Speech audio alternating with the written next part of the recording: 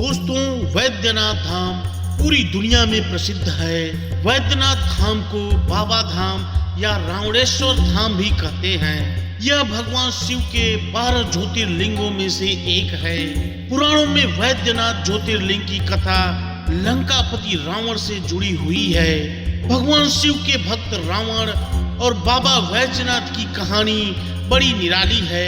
एक बार रावण भगवान शंकर को प्रसन्न करने के लिए कैलाश पर तप कर रहा था। भगवान को प्रसन्न करने के लिए वह एक एक करके अपने सिर काटकर शिवलिंग पर चढ़ाने लगा।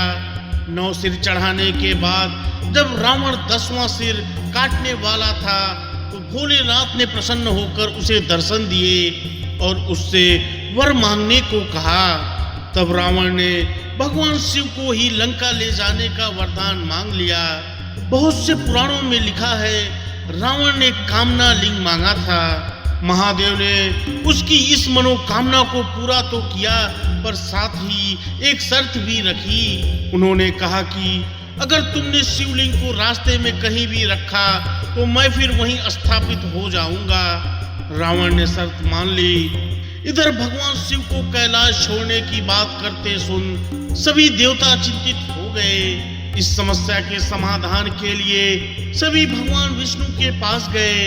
भगवान विष्णु ने वरुण देव को आचमन के जरिए रावण के पेट में घुसने को कहा। इसलिए जब रावण आचमन करके शिवलिंग को लेकर लंका की ओर चला तो देवघर के पास उसे लघु शंका लगी। शिवलिंग को हाथ में लेकर लघु शंका करना उसे उचित नहीं लगा। इसलिए उसने अपने आसपास देखा तो उसे एक ग्वाला नजर आया जिसका नाम बैजू था। कहते हैं उस बैजू नाम के ग्वाले के रूप में भगवान विष्णु वहां आए थे।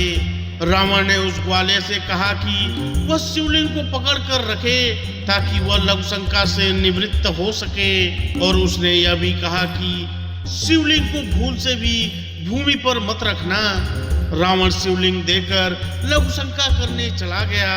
पौराणिक ग्रंथों के मुताबिक रावण कई घंटों तक लघु शंका करता रहा। इधर बैजू ने शिवलिंग को धरती पर रखकर स्थापित कर दिया। जब रावण लौट कर आया तो लाख कोशिश के बाद भी शिवलिंग को उठा नहीं पाया।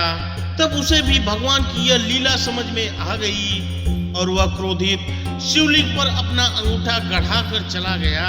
उसके बाद ब्रह्मा विष्णु आदि देवताओं ने आकर उस शिवलिंग की पूजा की। शिव जी का दर्शन होते ही सभी देवी देवताओं ने शिवलिंग की उसी स्थान पर स्थापना कर दी और शिव स्तुति करके वापस स्वर्ग को चले गए। तभी से महादेव कामना लिंग के रूप में देवघर में विराजते हैं। अगर आप शिव भक्त हैं तो हमने आपके लिए इस चैनल पर 12 ज्योतिर्लिंगों की कहानी की एक श्रृंखला बनाई है जिसे आप प्लेलिस्ट में जाकर देख सकते हैं। अगर आपको वीडियो अच्छी लगी तो हमारे चैनल को सब्सक्राइब करिए